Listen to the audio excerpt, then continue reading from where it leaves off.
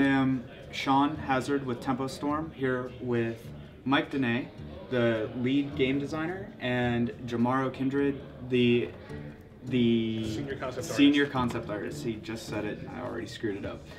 Off to a great start. So my first question to you is, legendary treasures are worthy pieces of loot, especially weapons like the ones that were shown during the panel.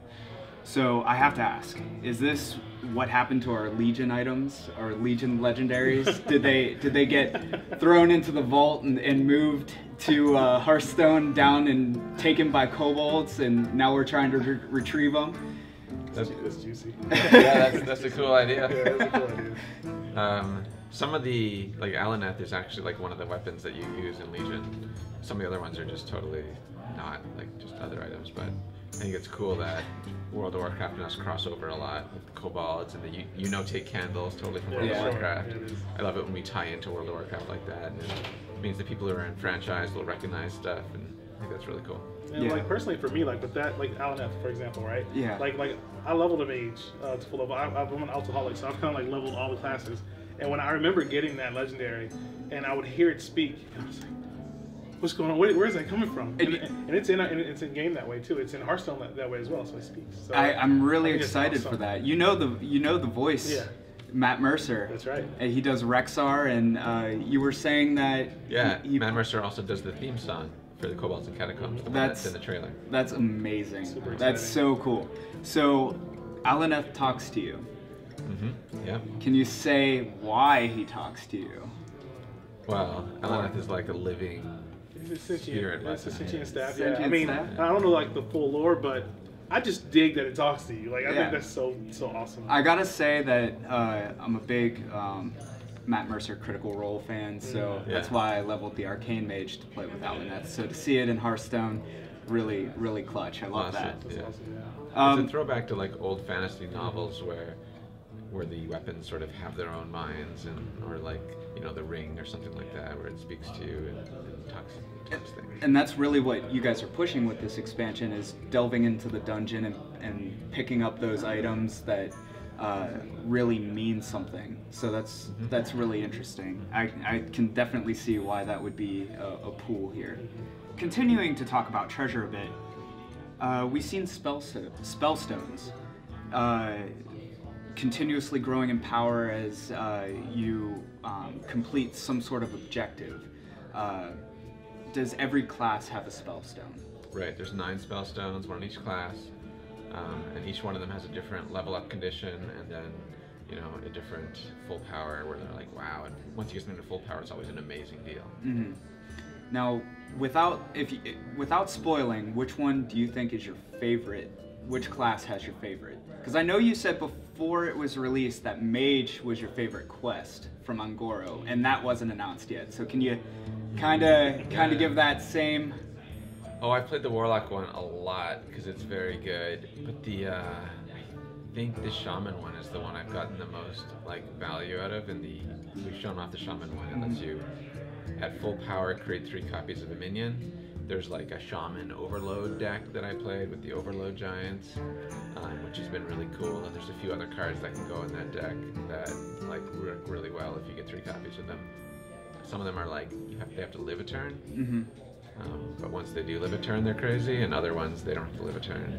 Right. So it's going to be really fun and exciting to find out what each of these spellstones do as they come out. It's going to be really fun to look at. And talking about the spellstones a little bit further, how is it to design something that sounds so simple in an art perspective and really bring it out and individualize each piece as its own class? Since there's going to be 9 of them, how do you break them up? Yeah, there's a lot to pull from each class. I mean, there's certain design elements that are relative to Warlocks, for example. So you just kind of pull in those design elements. But what I like about those spellstones is the evolution.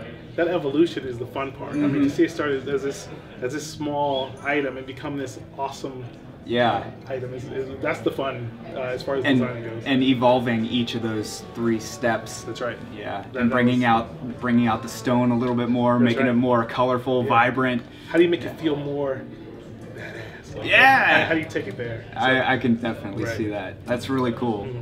Do any other classes have unidentified elixirs, or is that just priest, or is that going to be like for mages and warlocks as well, and then maybe weapon classes will have the unidentified weapons and things like that? Can you speak on that at all? There's 3 cards total that have unidentified in the name. Okay. Right, the priest one we've seen.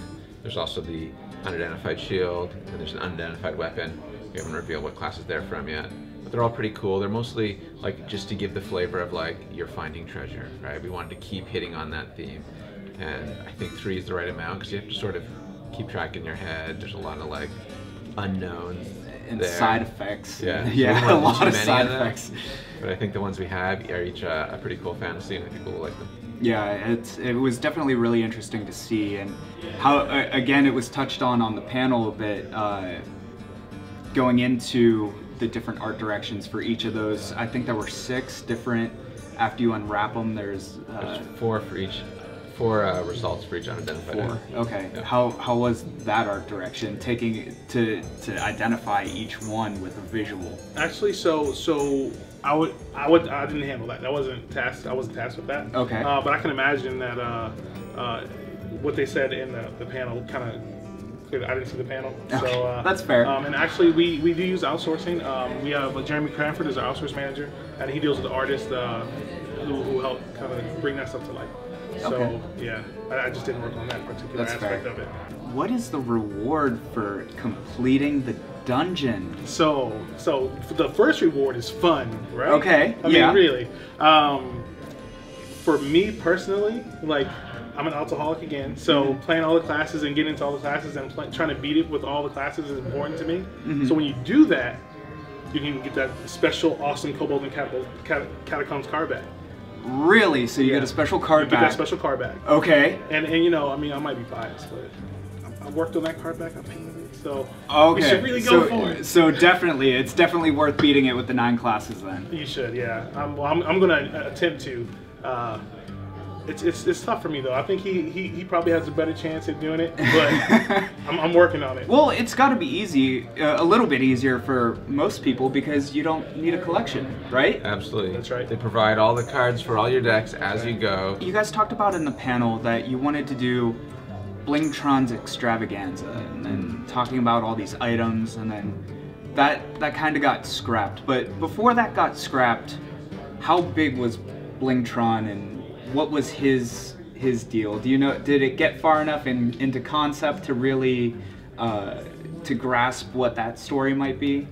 So early on, we figured like it's going to be some kind of treasure dungeon delve set. We're like, so why are you going to? What's the motivation, right? Like, who's the protagonist? And we're like, well, maybe Blingtron is like tricking adventurers or hiring adventurers to go into this dungeon he made, and they go in there and they die, so there's more treasure for the next adventure. Or something like that. I don't know if you heard more than that about it. No, this happens early on. They kind of suss this stuff out early on, and then they bring it to me, and then we start to build it. That's so fair. I heard the Blingtron thing rumored, but when it came to me, we were building. We were going in caverns. We were doing caverns, Kobolds, dungeon, Catacombs. yeah. And how fun is it to really dive in and draw different kobolds that the World of Warcraft team hasn't even thought of? Oh, dude, it's so amazing. I mean, honestly, like they mentioned in the panel, like this is like a love letter to those things we grew up. I mean, like the tabletop games, the role playing games. Yeah. Like, I mean, so paying homage to that is always cool. It was just so much fun. I mean, like here's something. Here's a little story for you. Is that my brother and his friends, my older brother, would play. Games like role-playing games, and I was too young. Get away from you. And but I was drawing at that time. I was young, 7, 8, and I would take his books and I would flip through his awesome art. So that was some of the early inspiration for me. Did you get into it by drawing his characters? No, I wouldn't draw his characters. I would draw my characters. So and actually, that was honestly what's amazing is that stuff it stays with you. Like, it helps to develop your creativity, and to actually spill that back out here. It was just a ton of fun. Oh yeah, and then like the homage with the slime cube is like so. Yeah, carnivorous cube. Yeah, and those wands and the like destructions and disintegrates, and crushing walls. Yeah. There's a lot of things like that where you're like, oh wow, this reminds me of a dungeon crawl. So I think that we did a great job on that. Yeah, it looks like a really it meshes so well. Like every little piece seems to come together really well in a really organized fashion that I don't think we've seen in Hearthstone for a while. Last expansion started to touch on it because we got to see the solo adventures start to come out a little bit, but now we're actually delving into a lot more soloable content, and we can actually see a story develop, which we haven't seen before, that I know that people like you really have to come up with to get these ideas onto paper and draw them out. So it's really fun to see how every little piece is really come together to bring that story forward. Oh, I appreciate it. Yeah, exploring those things and tying them all together is a lot of fun. I mean, if you're thinking of what creatures exist in these caverns, like you have to consider the environment and how long have they been down there, and what is their motivation? Are they looking to eat people? Are they just mischievous? So there's a lot of cool things, and it even goes into like another thing I like is like the other adventures you might find out in this cavern. Like that was a lot of fun to create as well too. So all this stuff kind of comes together to make you feel like you're on an adventure. Yeah. And I think it even gets a little more exciting too when you do the dungeon run and you feel like you're starting off as this lowly adventurer, and as you go on, your deck gets stronger, you get stronger. Like you find these awesome treasures and you get this awesome loot, and you get to grow and see your character slay these crazy bosses, and it's just great. And I gotta say, I want to ask, because I did play the demo. Cracks, who's one of the bosses, when you emote to him, he emotes back, "You're not the master." So who is the master? Is it that Kobold or King Togwagger? Yeah, could be. Yeah, we'll have to see. We'll have to see. Okay. A lot of them emote back to you, which I think is really cool. Yeah. A lot of work was put into all that stuff. I'm really interested to find out, because there's a lot of little. I played it through a couple times. There's a lot of little tidbits in there. I'm really excited to see how they come out. Great, yeah. I think once people have all the bosses and like they see like the harder bosses, here we only have the first 3 of 8 bosses, and they're kind of the easier ones. They're gonna run to the harder ones, and they're gonna get killed a lot, and they're gonna be sad, and they're gonna finally beat them, and they're gonna be happy. It's just like a really cool experience for everyone. I have 2 more questions. One, how did you come up with an effect that costs 41 mana? How was that design process? It's cool. A lot of people have enjoyed in the past like the dream cards, like Elise, right? Both Elises are like, oh, they do this cool thing, but take a little while to happen. This is another example of that, where like you have to really get invested, but we wanted to put a super powerful effect. Normally we don't do things that stop your opponent from like playing his cards in Hearthstone. So we wanted to put it behind a really big, expensive cost. Yeah. 41 mana is enough. But at the same time, you're also getting minions as you go. So like you're playing a 5 mana 3/3, or a 5 mana 4/4, or 5 mana 5/5, 10 mana 10/10. So you're getting all these minions, and you're destroying his deck, which is kind of a cool thing. I think people will definitely experiment with it. Hopefully, it's not going into every deck in the future, because I don't want my deck destroyed every game. Yeah. That kind of leads me into my next question. Is it, with it costing 41 mana, and say it's one of your last cards in your deck, if you're not fighting against Dead Man's Hand Warrior, is it even worth it? Will your opponent have a deck? If your opponent only has a couple cards anyway, then you can just play your other stuff. Yeah. But certainly it means you can do like things like life tap a bunch without worrying about losing in fatigue later, because you've got this. Make sure that like they will also fatigue out pretty quick. Now, does every class have a legendary minion that acts in this nature, or is this specific to a couple classes, or just Warlock? This is just Rin. She's a super powerful, badass Warlock, and has this effect, but all the legendary minions are different. Each of them is cool in their own way. Okay. Last question. How does it feel to have Sky Captain Crag as a boss in the upcoming WoW expansion? Oh wow, cool. I'm glad I love it when they take our stuff and put it in there. Apparently there's an entire pirate dungeon that's playable here at BlizzCon, so I got to see the model. It's it looks kind of placeholder still, but he's got the jaw like that bone jaw on his shoulder, and it's What have we done? What have we First Sir Murgleton, now Sky Captain Crag. I I'm think that's really awesome. excited to see where that goes too. A lot of bleed over, which makes a lot of sense because Hearthstone coming from Warcraft and now Warcraft taking from Hearthstone is a really good kinship that I love to see. Yeah, some of the Warcraft characters that have a lot of personality, we'll steal them because of such much personality, and then we'll make some legendaries that have a lot of personality, like they're riding a parrot, or or something. Maybe they have a bunch of patches over their beholder eyes. Yeah. And then because they're so cool and unique, WoW was like, oh, that's cool. Let's take that back. I lied. I have one more question. Sure. Can you speak at all on the ladder changes that may be coming next year? Sure, I can talk about what our goals are. Our goals for the ladder changes are to make it so that new players don't battle against experienced players as much. Our goals are to make it so that you don't have to necessarily grind up after the reset every month as much. Especially like the first few games you play, or often against players that aren't of your caliber, especially if you're like a high legend player. So we want to try to find solutions to those things.